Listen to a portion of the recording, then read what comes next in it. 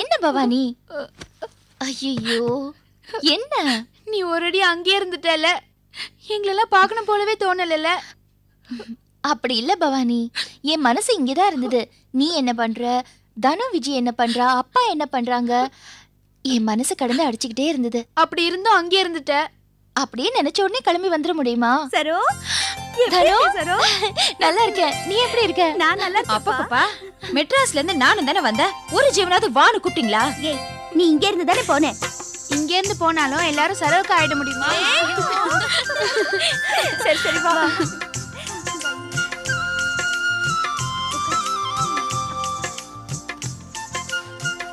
எப்படி இருக்கக்கா? இந்தா, இது உனக்கு.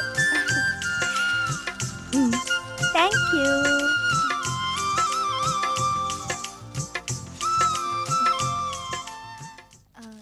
தனு, இப்போ உடம்பு எப்படி இருக்கு? அதை ஏன் சரோ கேக்குற? அப்பப்ப தலை சுத்துது, கை கால்லாம் குடையுது. உனக்கு எப்படி இருக்கு? எனக்கு அந்த மாதிரிலாம் எதுவுமே இல்ல. அடேங்கப்பா, மதர்ஸ் மீட்டிங். புள்ளத்தாச்சியும் மீட் பண்ணிக்கிறாங்க. அவங்களுக்குள்ள 1000 இருக்கும். நீங்க பேசுங்கம்மா, நீங்க பேசுங்க. கிண்டலா? நாங்க படுற கஷ்டம் எங்களுக்கு தான் தெரியும். ஏ அரை டிக்கெட் நீ கிண்டல் பண்றியா?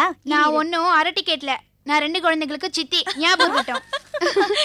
சரோ, நாம 2 பேரும் மூத்தவங்கன்னு பேருதான். நமக்கு பின்னாடி உள்ளவங்க தெளிவா இருக்காங்க பாரு. நம்ம தங்கச்சிங்க நம்மளை விட புத்திசாலிங்கன்னா சந்தோஷப்பட வேண்டியதானே? அப்படி சொல்லுக்கா. ஆமா, மாமா ஹோட்டல் ஆரம்பிச்சாரே, எப்படி இருக்கு?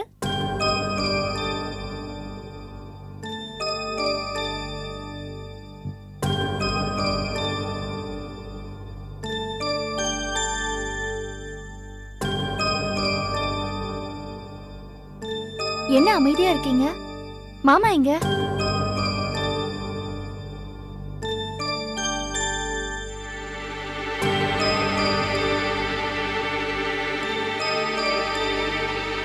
ஹோட்டல் நல்லா போகுது இல்ல? பொழப்பே போச்சு சரோ, எல்லாத்தையும் எழுந்துட்டு நிக்கிறேன்.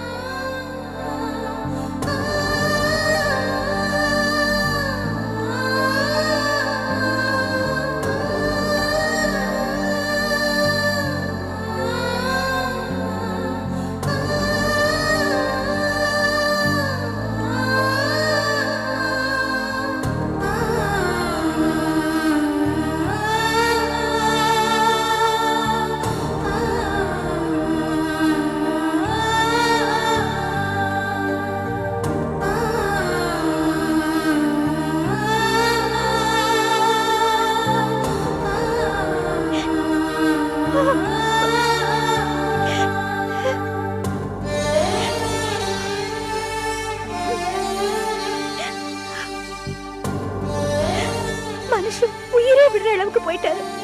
கொஞ்சம் லேட்டா இருந்துச்சுன்னா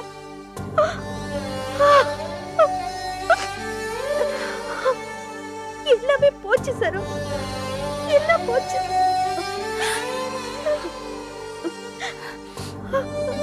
எல்லாமே போயிடுச்சேன்னு மனசு தளர விட்டுறாத. ஏதோ நேரம் சரியில்லைன்னு நினைச்சுக்கோ.